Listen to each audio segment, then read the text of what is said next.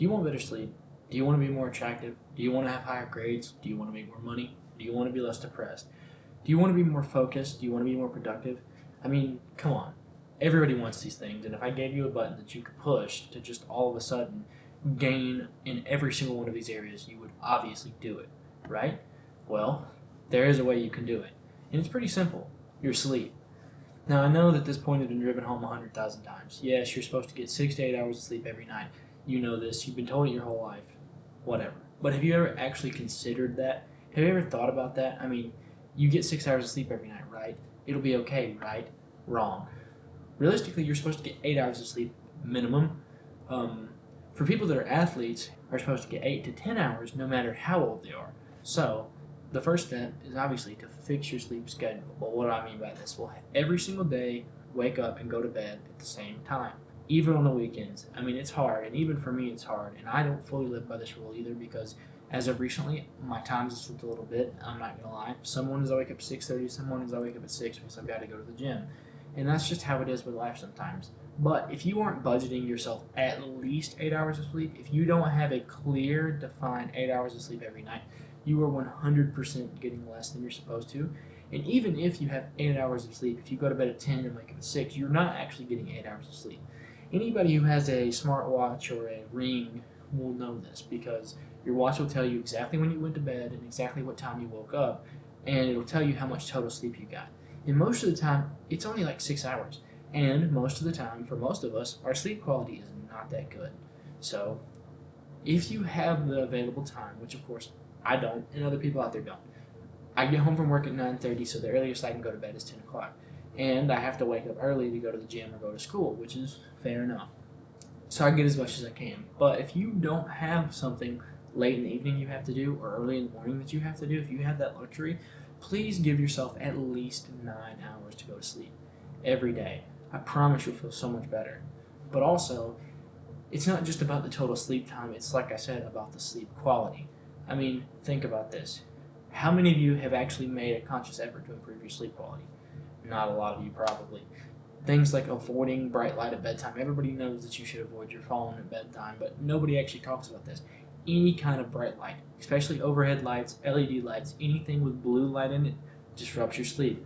But it's not just blue light, it's any kind of light. Even red light, which is prescribed to help you with your sleep, sometimes by people, or at least to diminish the effect of light on your sleep.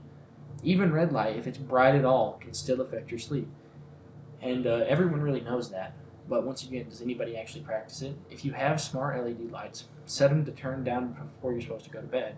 And if you're using a smartphone, which like me, I use a smartphone basically till I go to bed, make sure the brightness is low, extra dim, and the blue light's safer.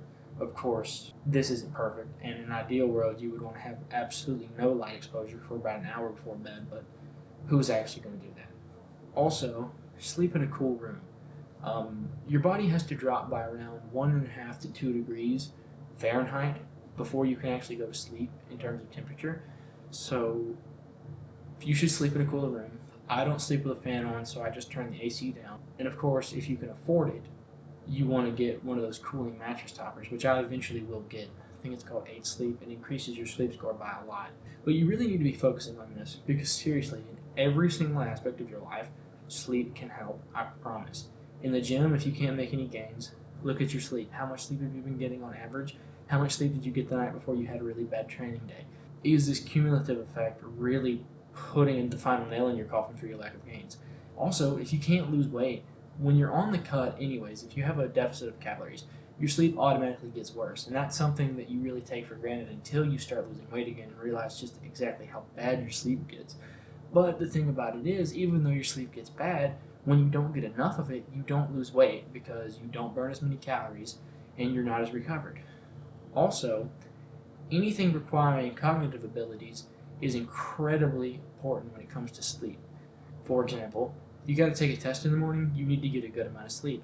But it's also not just about the sleep that you got that night, it's about the night before and the night before and the night before.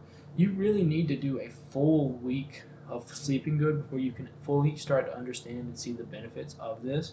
And I promise you it will change your life. If you have problems in school, if you can't pay attention, if you get bad grades, just sleep more. Everyone I know, and of course not everyone I know, but anecdotally, most people that I know, especially high school students, do not have good sleep, do not have good sleep timing, and only get 6 or maybe even less than that hours of sleep every night. And then they simultaneously wonder why so many problems are going on in their life. Lack of sleep is correlated with depression, anxiety, and other mental illnesses. And if you have these things wrong in your life that you want to change and you have the time to go to sleep, you really should take it. There are so many benefits. It's like depriving yourself of water. And of course, I'll make a video on that too because it's another simple thing that nobody understands and nobody gets right. If you deprive yourself of sleep, you are at a disadvantage in every single area of your life.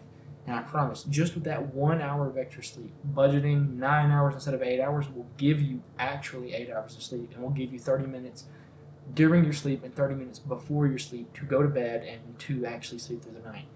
And it'll make you feel so much better. Now, of course, if you really, really invested 10 hours of sleep, but that's really only for teenagers and people that can actually do that. I know taking a whole hour off your day is really, really difficult, and I was only able to do it for a week before life got back in the way. But I think you should at least consider it. If you haven't considered fixing your sleep schedule, which pretty much everyone has, but if you haven't actually done it and you haven't actually gone to bed on time, even on the weekends for just 1 week, just to see what happens, I think you should really consider that. This is a side note, final part of the video. Sorry about this.